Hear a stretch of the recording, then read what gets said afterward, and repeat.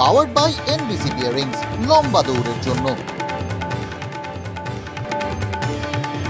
অবশেষে গ্রেপ্তার কুলতলির সাদ্দাম সর্দার। বুধবার মাঝরাতে পুলিশের জালে নকল সোনা ও মূর্তি বিক্রি চক্রের মূল পান্ডা। কিভাবে পাচার চক্র চালাতো, সুড়ঙ্গ তৈরির পিছনে কারণ কি, ধৃতকে হেফাজতে নিয়ে জেরা করতে চায় কুলতলি থানার পুলিশ। গোপন সূত্রে খবর পেয়ে আলাঘর থেকে গ্রেপ্তার সাদ্দাম সর্দার। আশ্রয় দেওয়ার অভিযোগে পুলিশের জালে মান্নান খান। ধৃত মান্নান সিপিএম নেতা, দাবি তৃণমূলের। এখনো ফেরার সাদ্দামের ভাই সহ চক্রের বাকিরা।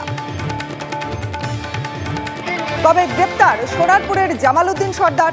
মাটি মাফিয়া, জমি হাঙর নামে পরিচিত। শিকলে বেঁধে মার, সিলিংয়ে উল্টো করে অত্যাচার। ত্রস্ত এলাকা, সীমাহীন বর্বরতার সাহস জোগালো কে? কেন ধরতে পারছে না পুলিশ? ডোডা যেন যুদ্ধক্ষেত্র। টানা 4 দিন বাহিনী জঙ্গি গুলির লড়াই। আজ সকাল থেকেও বড় সড় অপারেশন। লুকিয়ে থাকা সন্ত্রাসবাদীদের হেস্তনেস্ত চায় সেনা। এক অফিসার সহ 4 জওয়ানের বদলা নিতে মরিয়া যৌথ বাহিনী। আর কয়েক ঘন্টার অপেক্ষা। আজই শুরু পুরীর জগন্নাথ মন্দিরের রত্ন ভাণ্ডারের সম্পদ সরানোর কাজ। কড়া নিরাপত্তায় স্ট্রং রুমে রাখা হবে দুর্মূল্য জিনিস। পুরো প্রক্রিয়ার ভিডিও রেকর্ডিং।